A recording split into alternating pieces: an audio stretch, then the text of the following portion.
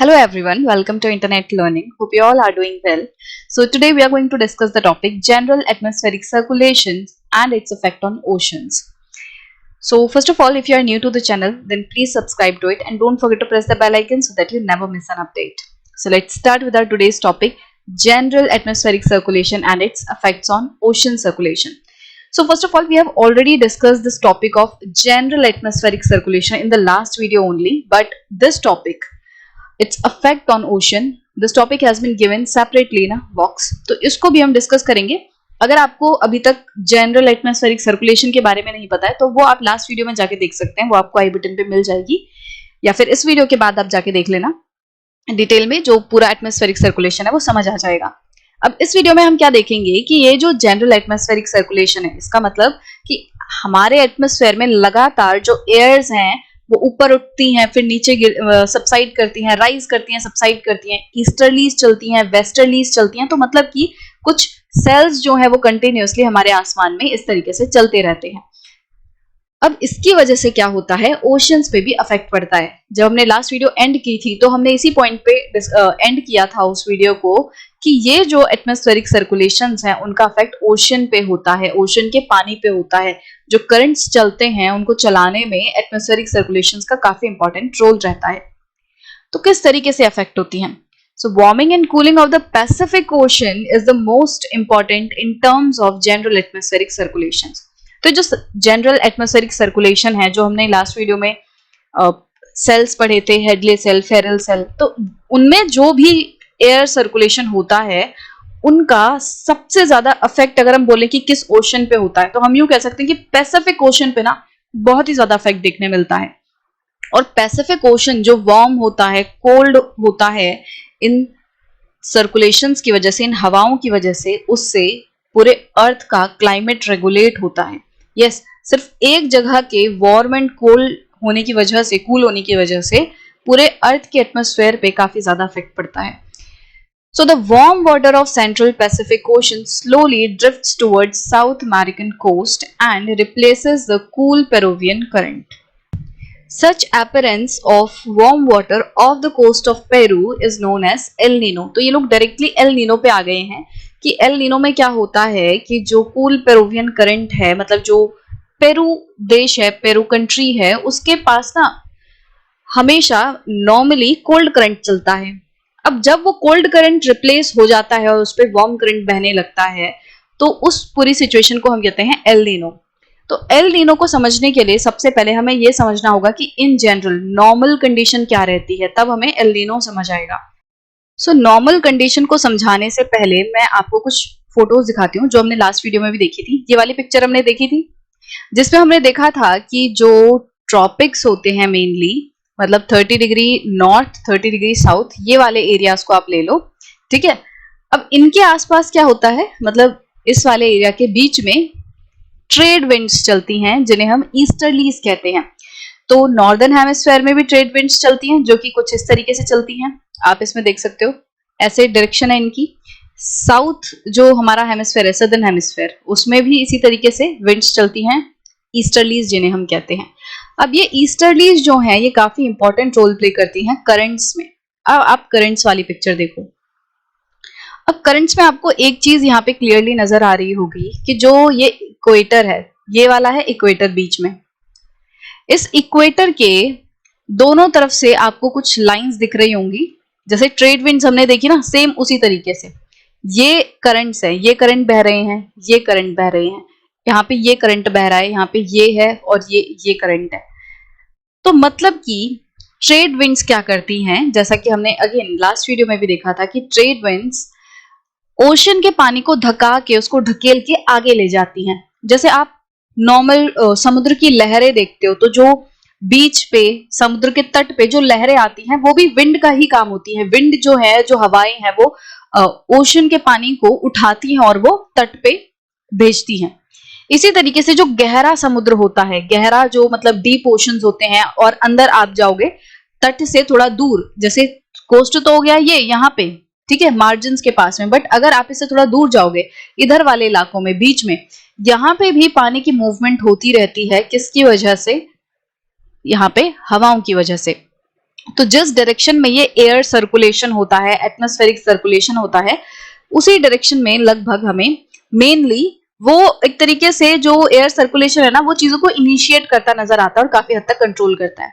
तो सबसे पहले आप ट्रेड विंड से समझो। यहाँ पे ऊपर 30 डिग्री नॉर्थ, ये 30 डिग्री नॉर्थ वाला लेटीट्यूड है, ये 30 डिग्री साउथ वाला लेटीट्यूड है, बीच में इक्वेटर है। ठीक है, बीच में यहाँ पे इक्वेटर है। अब इसमें क्या होगा, हमें पता है कि ट्रेड विंड्स कैसे चलेंगी। ट्रेड विंड्स ऐसे चलेंगी, ऐसे, इधर इस तरीके से, और यहां ऐसे चलेंगी। ठीक है, अब जितनी ज्यादा स्ट्रॉन्ग ट्रेड विंड्स होंगी उतना ज्यादा वो इस तरीके से कर्व करेंगी। जैसे हमने देखा था ना कि जितनी स्पीड उतना ज्यादा कोरियोलिस फोर्स अफेक्ट करेगी। जितना फास्ट हवा चलेंगी उतना ज्यादा कोरियोलिस फोर्स उन्हें टर्न करेगी, उतना ज्यादा हवाएं जो है वो तेजी से, उनकी स्पीड ज्यादा होगी। जितनी ज्यादा स्पीड होगी उतना ज्यादा वो पानी आगे बहा के ले जाएंगी। अब देखो, हवा अगर धीरे धीरे चल रही है तो उसमें इतनी ताकत नहीं रहेगी कि वो ओशन के पानी को ढकेल के आगे ले जा सके। बट अगर विंड्स बहुत ज्यादा स्ट्रांग है तो विंड्स जो है वो इजीली ओशन के पानी को अपनी डायरेक्शन के साथ बहा के ले जाएंगी। जिस डायरेक्शन में ये बह रही हैं उस डायरेक्शन में ये जो हवाएं हैं वो ओशन के पानी को भी बहा के ले चलेंगी। तो इक्वेटर पे जो हवाएं हैं वो कुछ इस तरीके से हो जाती हैं। जैसे आप देखोगे यहां से आएंगी वो ऐसे हो जाती हैं, ऐसे। ठीक है, तो हवाएं यहाँ पे इस डायरेक्शन में ईस्टर्लीज चल रही हैं। यहां तक चीजें क्लियर है। ईस्टर्लीज चलेंगी तो वो अपने साथ पानी को भी उसी डायरेक्शन में ढकेलेंगी। अब सारे जो ओशंस हैं उनमें एक सर्कुलेशन इनिशिएट होगा। यहाँ पे अगर हम इक्वेटर के नॉर्थ एंड साउथ तरफ देखें तो सर्कुलेशन कैसे बनेगा। ये इक्वेटर था 0 डिग्री। यहां से अगर हम सदर्न हेमिस्फेयर में देखें, पानी ऐसे गया, ट्रेड विंड्स ने पानी को इस तरीके से ढकेला। पानी को ऐसे ढकेला तो क्या होगा, यहां से आगे जाके क्या होगा, पानी नीचे आएगा। नीचे आएगा वो इधर से मिलेगा। यहाँ पे कोल्ड करंट्स होंगे, जो लाइट ब्लू कलर से हैं ये कोल्ड करंट्स हैं और जो रेड कलर से हैं वो वार्म करंट्स हैं। इसका मतलब क्या है कि कोल्ड करंट मतलब इस जगह पे पानी ठंडा है, वार्म करंट मतलब इस जगह पे जो पानी बह रहा है वो गर्म है। तो ऊपर इक्वेटर के पास तो वार्म करंट होगा, नो डाउट यहाँ पे ये वार्म करंट था। फिर नीचे आएगा ये, इससे क्या होगा, इधर पे कोल्ड करंट से मिलेगा। अब ये करंट्स कैसे चलते हैं, इनकी जो मूवमेंट है वो कैसे है, ये सारी चीजें आप ओशियनोग्राफी में आगे चल के पढ़ोगे। बट आइडिया के लिए अभी आप इतना समझ सकते हो कि चीजें इनिशिएट ऐसे होंगी कि जो ट्रेड विंड है वो पानी को ढकेल के आगे ले चलेंगी और फिर पानी जो है इस तरीके से सर्कुलेशन में बहेगा। यहाँ पे ऊपर से नीचे गया, नीचे से साइड में, साइड से फिर ऊपर गया। तो मेन हमारा फोकस क्या रहेगा इसमें एल नीनो को समझने के लिए, वो रहेगा ये Pacific ocean, south Pacific ocean. ठीक है, बाकी आप बाकी सारे ओशन करंट्स को देख सकते हो, सब इसी तरीके से एक सर्कुलेशन में बहते रहते हैं, ऐसे ऊपर नीचे होते रहते हैं। जैसे इंडियन ओशन में भी देखोगे तो इस तरीके से ऐसे ये पूरा सर्कुलेशन चल रहा है। ऊपर से ये वार्म करंट आ रहे हैं, साउथ इक्वेटोरियल करंट है ये, यहाँ पे ऊपर नॉर्थ इक्वेटोरियल करंट है, ये इस तरीके से आ रहा है, फिर ये इधर पे ऐसे घूम रहा है, फिर यहाँ पे ये कोल्ड करंट से मिल रहा है और ऊपर जा रहा है। इस तरीके से ये करंट्स जो हैं वो चलते रहेंगे, सर्कुलेशन होती रहेगी। अब हमारा मेन फोकस है ये वाला एरिया, इसको समझते हैं और इससे फिर हम समझेंगे कि किस तरीके से बाकी सर्कुलेशंस पे अफेक्ट पड़ता है। अब देखो, नॉर्मली पानी जो है वो ढकेल कर इधर पे जा रहा है, हवाएं जो है वो ट्रेड विंड्स जो है वो इनको आगे ले जा रही हैं। बट अगर किसी टाइम ट्रेड विंड्स हल्की पड़ गई तो क्या होगा। ठीक है, तो नॉर्मली क्या हो रहा है, नॉर्मली आप इस ऊपर वाली पिक्चर में देखोगे जिसपे नॉर्मल ईयर लिखा है, इसमें क्या हो रहा है।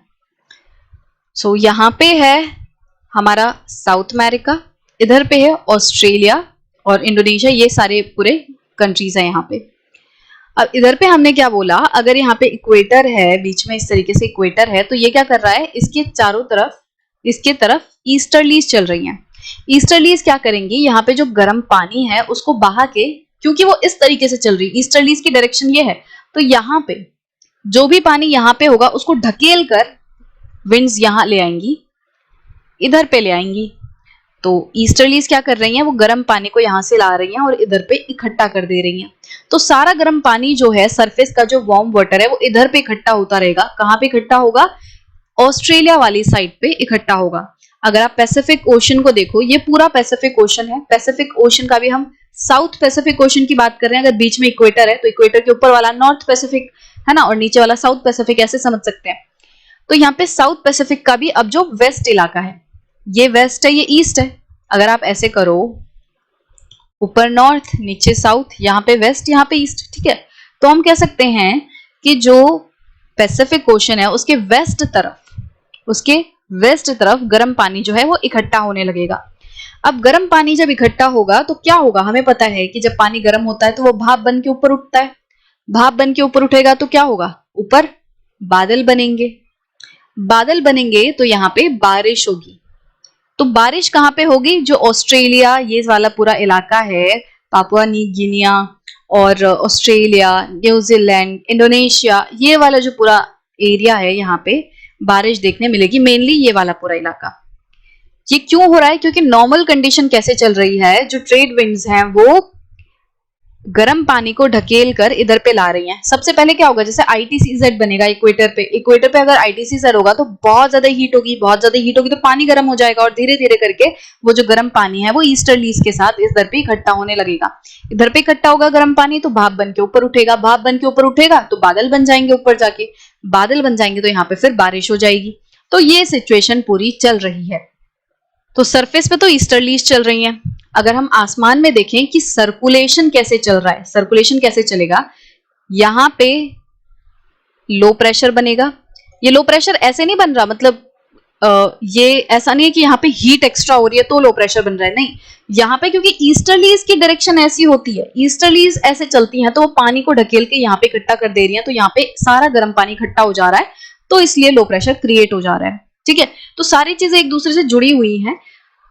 अभी तक अगर आपको ये समझ आ गया है कि ईस्टर्लीज ऐसे क्यों चलती हैं, तो फिर आपको आगे कंफ्यूजन नहीं होगी, ठीक है। अगर आप पूरा चैप्टर शुरू से समझते आ रहे हो तो आपको एक एक कड़ी जो है वो जोड़ के समझ आ जाएगा। तो ईस्टर्लीज चलती हैं ऐसे, अगर ईस्टर्लीज ऐसे चलेंगे तो वो गर्म पानी को ढकेलेंगी। गर्म पानी क्यों है, क्योंकि भाई पैसिफिक मतलब इक्वेटर वाला रीजन है, सूरज की गर्मी के कारण पानी भी गर्म हो गया है। अब अगर सरफेस का पानी गर्म हो गया है तो हवाएं उस पानी को बहा के यहाँ पे ले जाएंगी, पानी इकट्ठा हो गया, ठीक है। अब ये तो समझ आ गया, पानी इकट्ठा हो गया। अब यहाँ पे गर्म एरिया बन चुका है, तो एक तरीके से हम कह सकते हैं कि यहाँ पे लो प्रेशर बना है। अगर प्रेशर में भी नहीं जाना तो सिर्फ हम विंड की डायरेक्शन देखते हैं। पहले विंड ऐसे चली, विंड यहाँ पे चलेंगी, क्योंकि अब यहाँ पे इकट्ठा हो गया बहुत सारा गर्म पानी, तो यहाँ पे लो प्रेशर मतलब गर्म क्रिएट हो गया, ठीक है। तो प्रेशर की हमें थोड़ी बहुत बात करनी ही पड़ेगी। इकट्ठा हुआ तो भाप बन के ऊपर गया मतलब इस तरीके से पानी ऊपर की तरफ मूव कर रहा है। ये अब आप आसमान में इमेजिन करो, जो ब्लैक कलर से लाइन बनाई है ये मैंने सरफेस पे बनाई है। अब मैं जो रेड कलर से बना रही हूँ, या ब्लू कलर से अगर आपको अलग से समझ आए, ये जो ब्लू कलर से मैं बना रही हूँ, ये आसमान में हवा बना रही हूँ, मैं आसमान में सर्कुलेशन बता रही हूँ कि आसमान में ऐसा चलेगा, ठीक है। तो इधर पे क्या होगा, आसमान में ऊपर जाएंगे तो यहाँ बादल वगैरह बनेगा, वो पूरा सिस्टम होगा, ठीक है। अब इधर पे क्या होगा, ये ऐसे जाने लगेगा, डाइवर्ज होता है। आसमान में जाके क्या होता है, हमने लास्ट वीडियो में देखा था कि एयर जो है वो डाइवर्ज होती है, कुछ एयर इस तरफ जाएगी, कुछ एयर इस तरफ जाएगी। जब ट्रोपोस्फेयर खत्म होने वाला होगा तो ट्रोपोस्फेयर के एंड आते आते जो हवा है वो टकराकर दोनों तरफ डाइवर्ज करने लगेगी। अब ये डाइवर्ज करेगी तो इधर भी जाएगी और इस तरफ भी आएगी, इस तरफ आएगी। तो अब एक पॉइंट पे आके हवा जो है वो बहुत ज्यादा ठंडी हो जाएगी और वो हैवी हो जाएगी तो सबसाइड करने लगेगी, सबसाइड करेगी तो इधर पे आके वो हाई प्रेशर बनाएगी, ठीक है। अब यहाँ पे क्या हुआ, आपको दो चीजें दिख रही हैं, इधर पे तो लो प्रेशर क्रिएट हो गया है और यहाँ पे हाई प्रेशर क्रिएट हो गया है। हाई प्रेशर मतलब आप देख सकते हो यहाँ ब्लू लाइन दिखाई है, ब्लू लाइन मतलब कि यहाँ पे जो ठंडा है इलाका वो कैसा है, ठंडा है। इसके ठंडे होने का एक और रीजन है, आप नॉर्मल कंडीशन में देखोगे तो ये देखो करंट्स कैसे चल रही हैं, नीचे से कोल्ड करंट जो है वो आ रहे हैं। ये पूरा एंटार्क्टिका वाला इलाका है, हमें पता है कि यहाँ पे बहुत ज्यादा ठंडी होती है, तो यहाँ का ओशन भी बहुत ठंडा है। तो यहाँ पे क्या होगा, ये एंटार्क्टिका से ही कोल्ड करंट ऊपर की तरफ जा रहे हैं। तो ये जो पूरा पेरू है, यहाँ पे पेरू कंट्री है, उसमें क्या होगा, यहाँ पे चिली है, वैसे यहाँ पे चिली है और ऊपर यहाँ पे पेरू है।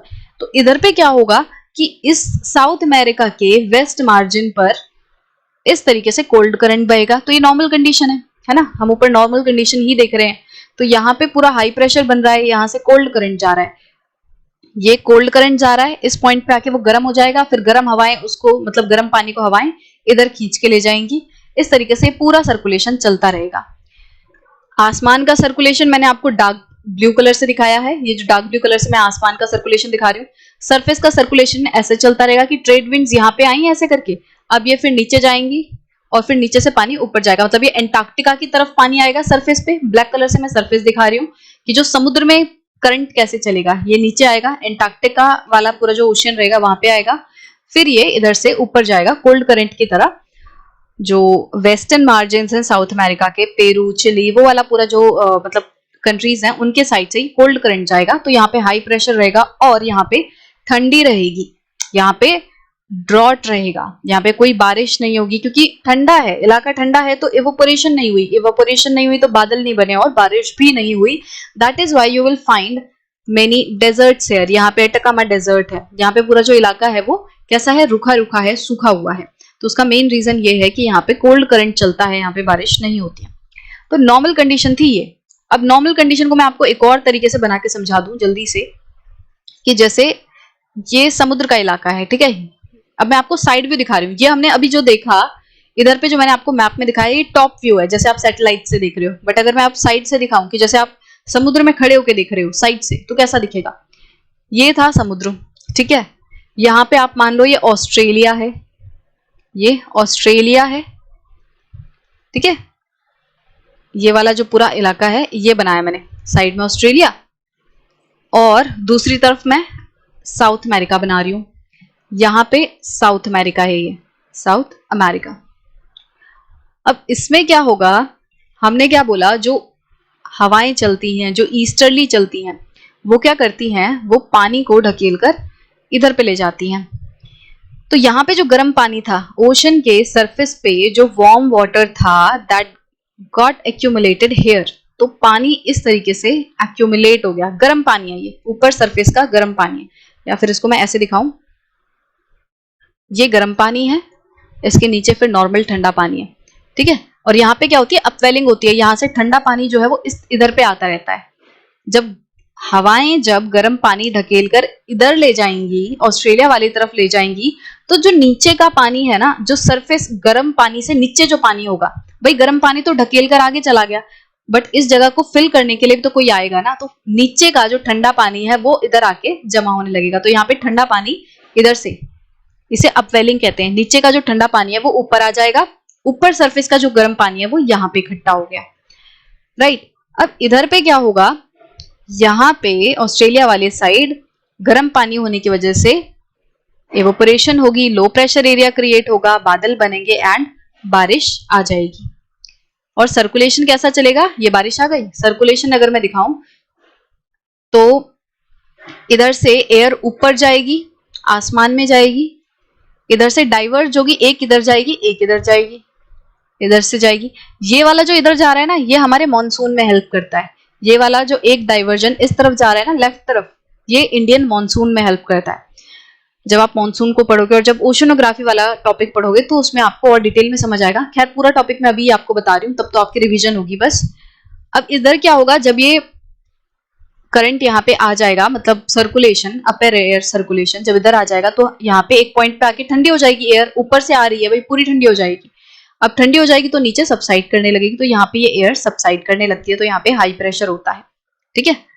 और यहाँ ईस्टर्ली ऐसे चल रही होती है, तो ये पूरा सर्कुलेशन कंप्लीट हो गया, पूरा सर्कल जो है ऐसे कंप्लीट हो गया, सर्कल बन गया। तो सर्कुलेशन आपको समझ आ गया होगा। अब अगर आपको नॉर्मल कंडीशन समझ आ गई है तो आपको एल नीनो भी समझ आ जाएगा इजीली, क्योंकि एल नीनो क्या होता है, नॉर्मल कंडीशन का अपोजिट होता है। नॉर्मल कंडीशन में क्या हो रहा था, हवाएं ऐसे जा रही थी तो पानी जो है ऑस्ट्रेलिया के यहाँ पे, गर्म पानी ऑस्ट्रेलिया के यहाँ पे इकट्ठा हो रहा था। एल नीनो में क्या होता है कि जो ईस्टर्लीज है ना वो बहुत ज्यादा स्ट्रांग नहीं होती हैं, वो बहुत ज्यादा स्ट्रांग नहीं होती, उसकी वजह से वो गर्म पानी को इधर पे ढकेल नहीं पाती है। उल्टा क्या होता है कि गर्म पानी जो है वो यहीं पे जमा होने लगता है, इधर पे ही जमा होने लगता है, और यहाँ पे लो प्रेशर क्रिएट होने लगता है। मतलब साउथ अमेरिका के तट पर लो प्रेशर क्रिएट होने लगता है, तो सारा सर्कुलेशन ना उल्टा पड़ जाता है। जो समुद्र में सर्कुलेशन हो रहा है, करंट्स का सर्कुलेशन हो रहा है, वो उल्टा पड़ जाता है, ठीक है। तो इधर पे क्या हुआ, अब यहाँ पे गर्म पानी इकट्ठा हो रहा है, जो गर्म पानी है वो इधर पे साउथ अमेरिका के यहाँ पे इकट्ठा हो रहा है, और जो सर्कुलेशन है करंट का वो इस तरीके से होने लग गया है। अब यहाँ पे अपने आप लो प्रेशर क्रिएट हो गया और यहाँ पे कंपैरेटिवली हाई प्रेशर क्रिएट हो गया, तो करंट जो ओशन का पानी है वो ऐसे बहने लग गया, और इसमें क्या हो रहा है, हॉट वाटर यहाँ पे है, वार्म वाटर यहाँ पे है, ठीक है, और कंपैरेटिवली कोल्ड वाटर इस तरफ है। यहाँ पे अपवेलिंग हो रही है, नीचे का ठंडा पानी इधर पे ऊपर जा रहा है। अब जब लो प्रेशर साउथ अमेरिका के तट पे क्रिएट होगा तो यहाँ पे हवाएं उठेंगी ऊपर, हवाएं ऊपर उठेंगी, इवोपरेशन होगी, बादल बनेंगे, बारिश आएगी। बारिश कहाँ पे आएगी, साउथ अमेरिका के तट पे, पेरू में, चिली में, यहाँ पे बारिश आएगी। जहां पे डेजर्ट है अब वहां बारिश आ रही है, क्योंकि नॉर्मली तो यहाँ पे कोल्ड करंट रहता था, नॉर्मली तो यहाँ पे हाई प्रेशर रहता था और बारिश नहीं आती थी, बट एल नीनो की वजह से ये जो पूरा प्रेशर इधर पे शिफ्ट हुआ है, ये जो गर्म पानी यहाँ पे इकट्ठा हुआ है, इस पूरे प्रोसीजर को हम एल नीनो कह रहे हैं, ठीक है। इसकी वजह से क्या हो रहा है, जो बारिश है वो इस साउथ अमेरिका के तट पे ही हो रही है। तो यहाँ पे बारिश होगी और जो ऊपर उठने वाली हवाएं हैं वो डाइवर्ज करेंगी। यहाँ पे हवाएं उठी, अब वो इधर पे डाइवर्ज करेंगी, इधर पे डाइवर्ज करेंगी, इधर पे डाइवर्ज करेंगी तो आगे आएंगी, यहाँ पे हाई प्रेशर मिलेगा, इधर पे ये नीचे सबसाइड करने लगेंगी, तो ऑस्ट्रेलिया के यहाँ पे ड्रॉट आ जाएगा, मतलब यहाँ पे बारिश नहीं होगी। पहले नॉर्मल कंडीशन में ऑस्ट्रेलिया, इंडोनेशिया, ये वाला पूरा इलाका बारिश एक्सपीरियंस करता था, बट एल नीनो के टाइम पे क्या हुआ, यहाँ पे सूखा पड़ गया, यहाँ पे अब बारिश नहीं आ रही, यहाँ पे हाई प्रेशर एक्सपीरियंस हो रहा है। तो ये सब क्यों हो रहा है, क्योंकि वीक ट्रेड विंड्स हैं, ट्रेड विंड्स बहुत ज्यादा वीक हैं, वो बहुत स्लो चल रही हैं और उनमें इतनी ताकत नहीं है कि वो पानी को ढकेल के आगे ले जा सके, तो थोड़ी बहुत चल रही हैं और इस वजह से पूरा जो पानी है वो इधर पे शिफ्ट होने लगेगा साउथ अमेरिका की तरफ। तो आप ऐसा याद रख सकते हो, एल नीनो मतलब क्या है कि नॉर्मल कंडीशन का अपोजिट। नॉर्मल कंडीशन कैसे बनती है वो आपको याद रखना ही है कि भाई ईस्टर्लीज ऐसे चलती हैं, ईस्टर्लीज की डायरेक्शन ये रहती है, तो पानी, गर्म पानी कहाँ इकट्ठा होगा, ऑस्ट्रेलिया के तट पे, ऑस्ट्रेलिया के तट पे, ऑस्ट्रेलिया के कोस्ट पे गर्म पानी इकट्ठा होगा। जहां गर्म पानी इकट्ठा होगा वहीं इवोपरेशन होगी, वहीं पे लो प्रेशर होगा, वहीं पे बारिश होगी। अब हम कह रहे हैं इसका उल्टा हो गया, उल्टा हो गया मतलब एल नीनो आ गया। एल नीनो कैसे आएगा, जब साउथ अमेरिका के तट पे गर्म पानी इकट्ठा हो जाएगा, बस ये एल नीनो है। ला नीना क्या होता है कि जो नॉर्मल कंडीशन है, ये जो नॉर्मल कंडीशन है, जब यही एक्सट्रीम हो जाती है, नॉर्मल कंडीशन जब थोड़ी ज्यादा एक्सट्रीम हो जाती है, उसी को हम ला नीना कहते हैं। मतलब जैसे नॉर्मल कंडीशन में क्या है, पानी ऑस्ट्रेलिया के तट पे इकट्ठा हो रहा है, बट जब बहुत ज्यादा गर्म पानी यहाँ पे इकट्ठा होने लग जाए, बहुत ज्यादा गर्मी जो है यहाँ पे क्रिएट होने लग जाए, नॉर्मल से ज्यादा गर्मी इधर पे इकट्ठी होने लग जाए, गर्म पानी यहाँ इकट्ठा होने लग जाए, तो जो कंडीशन बनेगी उसे ला नीना कहेंगे। अब जब नॉर्मल से ज्यादा गर्म पानी यहाँ इकट्ठा हो रहा है, नॉर्मल से ज्यादा हीट यहाँ पे ऑस्ट्रेलिया के तट पे बन रही है, तो ज्यादा इवोपरेशन होगी, ज्यादा बादल बनेंगे, ज्यादा बारिश आएगी। तो ला नीना में क्या होता है कि ज्यादा बारिश आती है, और इसीलिए क्या होता है कि जो इंडियन मॉनसून है, जैसे आप न्यूज में भी देखते होंगे, तो न्यूज में आता है कि गर्मी शुरू होने से पहले हमेशा आता है कि इस बार एल नीनो रहने वाला है, इस बार ला नीना रहने वाला है, मौसम जो मॉनसून है वो अच्छा रहेगा। तो वो इसलिए होता है कि जो ला नीना है ना, उसमें क्या हो रहा है, यहाँ पे पूरा लो प्रेशर क्रिएट हो रहा है ऑस्ट्रेलिया के ऊपर। ये जो ऑस्ट्रेलिया का पूरा प्रेशर है, इसमें क्या होता है, एक करंट ना यहाँ मेडागास्कर के यहाँ पे आके सबसाइड करता है, इसका सिस्टम ऐसे चलता है। नॉर्मल कंडीशन में या ला नीना की कंडीशन में क्या हो रहा है, इधर पे लो प्रेशर क्रिएट हो रहा है, अभी लो प्रेशर में हवाएं ऊपर जा रही हैं, मैंने आपको बताया था, एक ऊपर आसमान में, एक तो ये इधर जाके डाइवर्ज होगा, एक इधर जाके डाइवर्ज होगा, और यहाँ पे अमेरिका के यहाँ पे, साउथ अमेरिका के यहाँ पे हाई प्रेशर बनाएगा। बट ये जो एक ब्रांच यहाँ गई, जिसका मैंने आपको बताया कि इधर पे मॉनसून में ये हेल्प करता है, ये मॉनसून में कैसे हेल्प करता है, ये मेडागास्कर के यहाँ पे आके हाई प्रेशर बनाता है, सरफेस पे हाई प्रेशर बनेगा मेडागास्कर के यहाँ पे आके। अब जब सरफेस पे हाई प्रेशर बन रहा है, तो सरफेस हवाएं जो हैं, सरफेस की हवाएं जो हैं, वो भाग के इधर पे इंडिया की तरफ जाती हैं, तो वो समुद्र से पूरा पानी लेके जाती हैं और फिर इंडिया के यहाँ पे बारिश आती है, इंडिया में मॉनसून अच्छा आता है। तो जितना ज्यादा हाई प्रेशर मेडागास्कर पे बनेगा, उतनी तेजी से हवाएं इंडिया की तरफ जाएंगी। और मेडागास्कर वाले एरिया पे हाई प्रेशर कब बनेगा, जब यहाँ पे गहरा लो प्रेशर होगा। जितनी तेजी से यहाँ हवाएं उठेंगी, उतनी तेजी से यहाँ पे हाई प्रेशर बनेगा, और high pressure to low pressure India की तरफ सरफेस एयर चलेगी। ठीक है, तो यहाँ पे दो तरीके की एयर हो रही है, एक सरफेस, एक अपर हाइयर पे। ठीक है, तो पूरा सर्कल कैसे बन रहा है, सरफेस से उठी हवा ऊपर गई, आसमान में हवा ऐसे आई फिर नीचे आ गई। तो ये जो सरफेस की हवा है ये इधर पे जाके इंडिया की तरफ जाती है। यहाँ पे मेडागास्कर के यहाँ पे मतलब ये वाला जो पूरा इलाका है यहाँ पे हाई प्रेशर बनता है और जिसकी वजह से इंडिया की तरफ जो विंड्स हैं वो पानी लेके जाती हैं और मॉनसून अच्छा आता है। तो इस तरीके से पूरा सिस्टम चलता है। अब यहाँ पे कुछ टेक्निकल टर्म्स हैं उनको हम डिस्कस कर लेते हैं। यहाँ पे एल नीनो आपको समझ आ गया।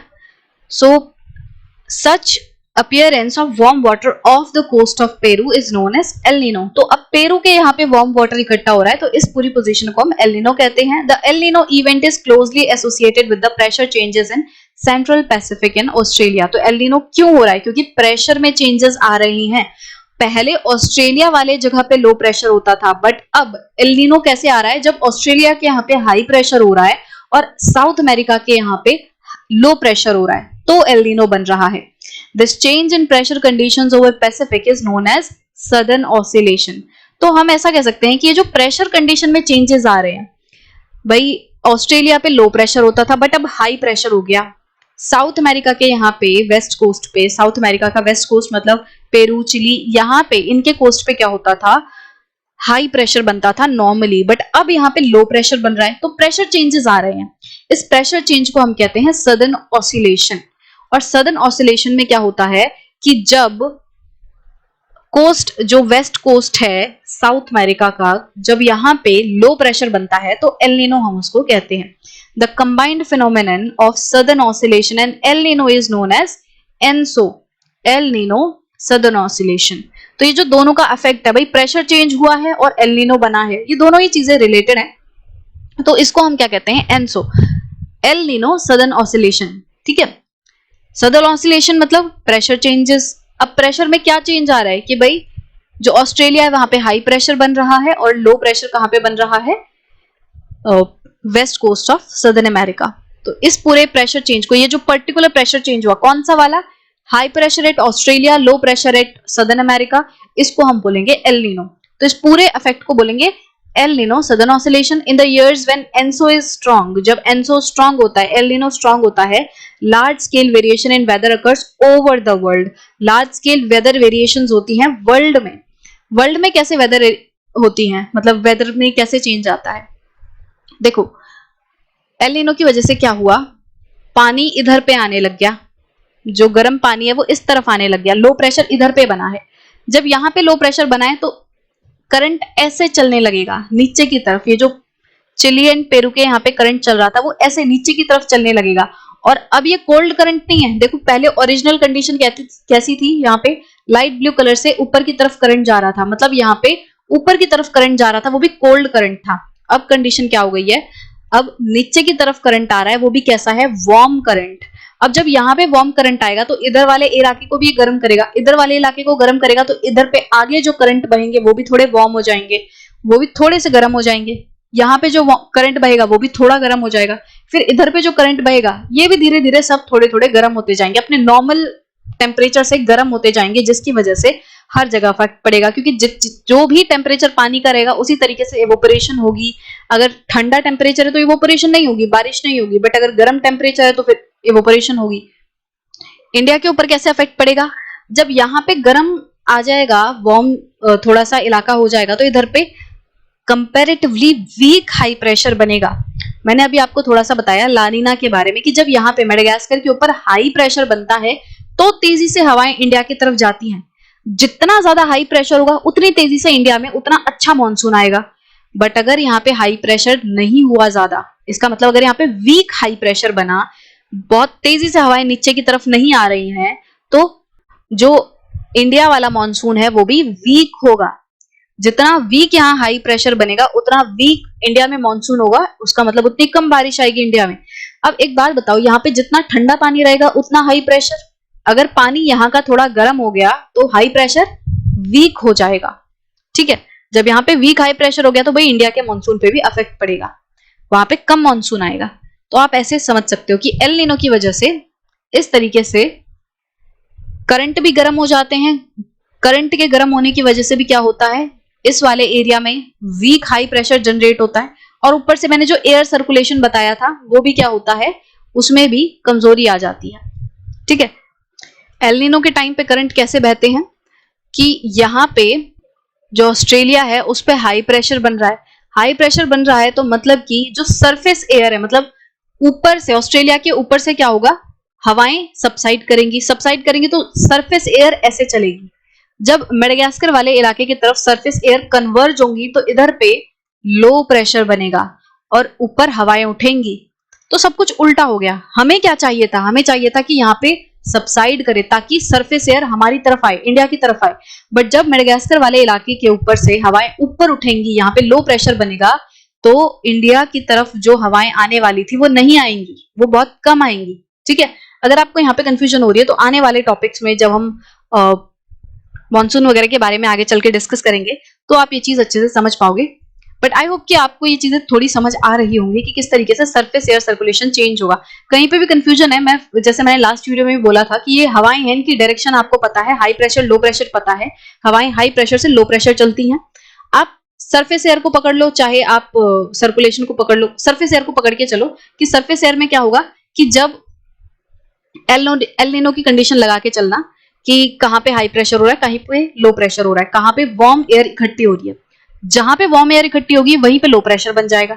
बस इस पॉइंट को पकड़ के फिर सारी सर्कुलेशन बना डालना, आपको समझ आ जाएगा कि कैसे कैसे हवाएं जो है वो चलेंगी। ठीक है, एटलीस्ट ये वाला पूरा सिस्टम आपको समझ आ जाएगा, जो एल नीनो वाला और जो पैसिफिक ओशन का सर्कुलेशन आपको बताया।